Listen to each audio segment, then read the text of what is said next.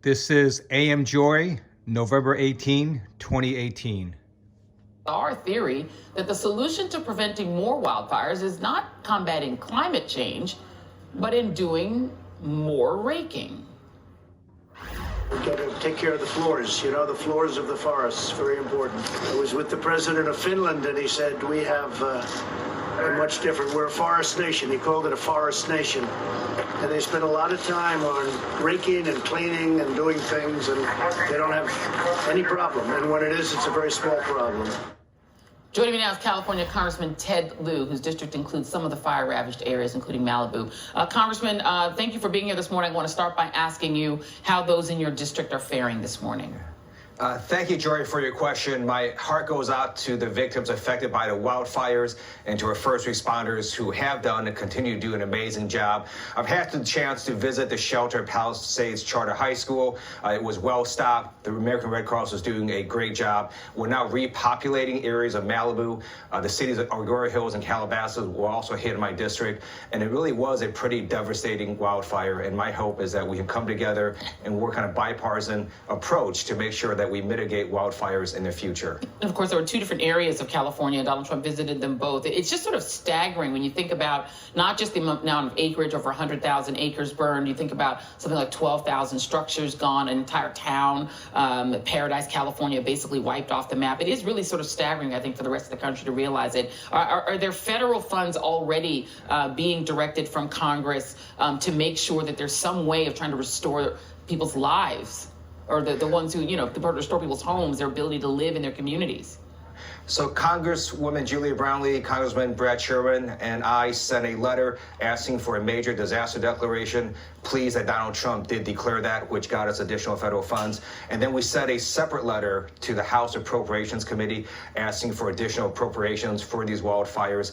And so we hope when Congress comes into view in January with House Democrats in control, we can get additional funding for these wildfires. Now, we just saw the video of Donald Trump standing with Governor Brown and Governor-elect Gavin Newsom, the current Lieutenant Governor of California, kind of the looks on their faces when he was talking about raking the forest floor being the solution to forest fires and saying in other countries they don't have forest fires. I don't think is actually true.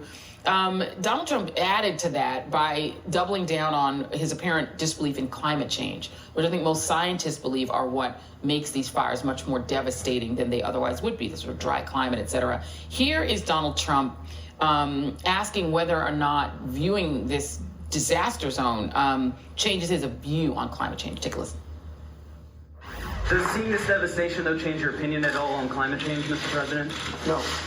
I have a strong opinion. I want great climate. We're going to have that, and we're going to have forests that are very safe, because we can't go through this every year. We go through this, and we're going to have safe forests. Do you understand what that means? He wants great climate, and we're going to have safe forests. Right. What does that mean?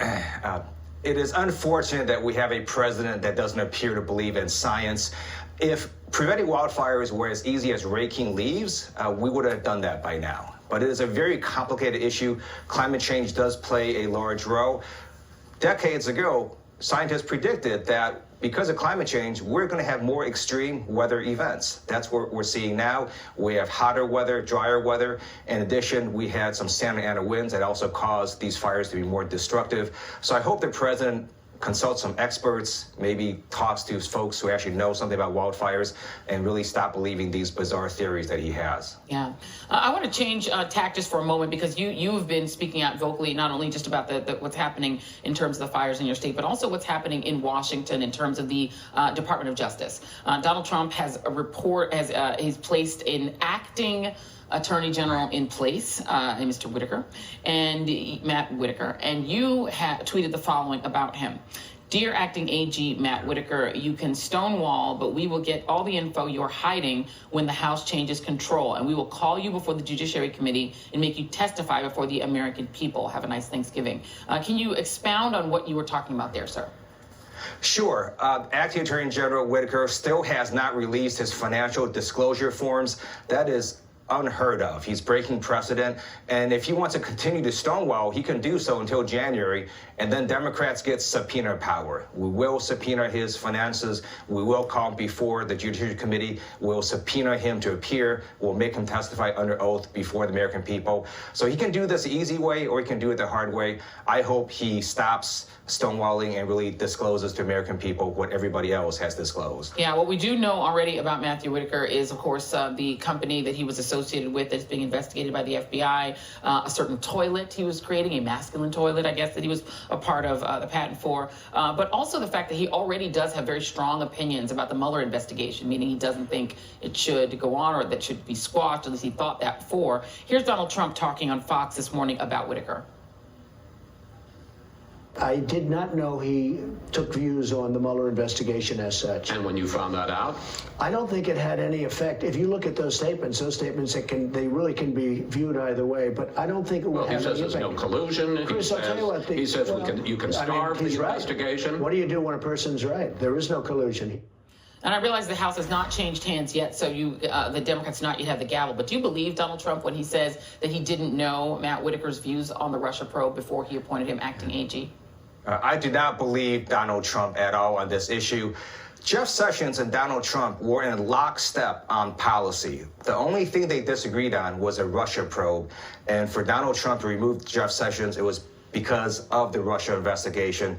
And to me, that looks like obstruction of justice because he's trying to interfere with the Mueller probe the same way when Donald Trump fired FBI Director Comey, that was obstruction of justice as well. Yeah, very quickly before we go, what do you make of the Democratic rout in Orange County, once Nixon-Reagan territory? Right. As a vice chair of the DCCC, I'm very pleased that we targeted 5 seats in Southern California. We won all 5.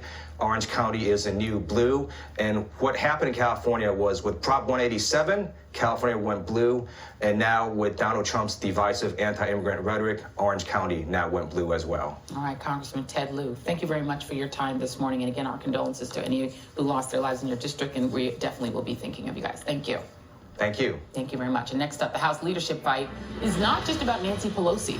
I'll talk to a Democrat who's vying to join the new leadership team.